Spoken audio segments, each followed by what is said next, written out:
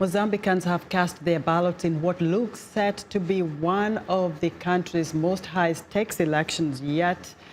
The vote will also test a fragile peace deal between the ruling Frelimo party and its old civil war rival, the opposition Renamo. The presidential, legislative and provincial polls are widely expected to extend Frelimo's decades-long rule over Mozambique. But Renamo is hoping to capitalize on the electoral changes agreed in the Peace Pact. It hopes to win control of its traditional heartlands in the country's central and northern provinces. Rights groups say failure to make those gains could cause unrest and undermine Renamo's incentive to stick to the peace deal. Mozambicans are hoping for badly needed stability and economic growth in a country.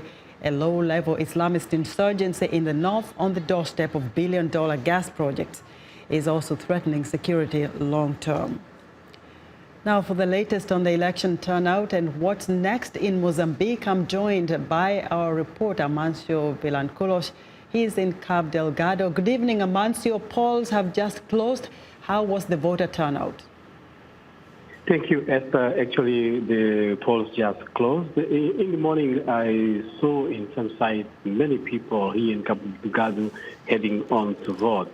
But around noon, the numbers were not that higher, even though it said that at least over 50% turned in to vote, an increase from the previous voting 5 years ago.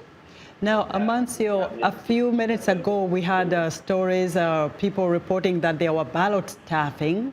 What do you know?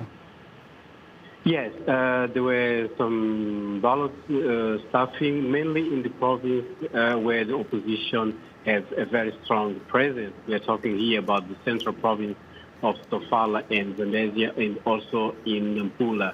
We have here to note that Zambezia and Nampula are the most populous province in the country, so elections are actually decided in these two provinces. That's why opposition members were very attentive to control the action by members of the ruling Frelimo party, and also to surprise many, they found that some of the people staffing bullets were actually members of some observers groups, national.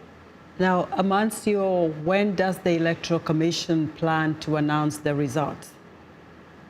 Initial results will be in a week, but as per the law, official results are to be announced officially in the next 45 days. So tonight actually, after the voting, they're now actually starting the counting. One of the challenges they face in this counting process is in some stations there's no electricity,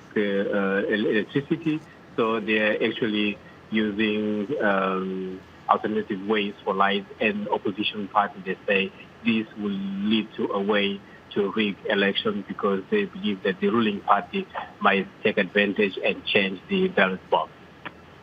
Well, Amancio, thank you very much. That's VOA's Amancio Vilanculos on the phone from Cabo Delgado in Mozambique.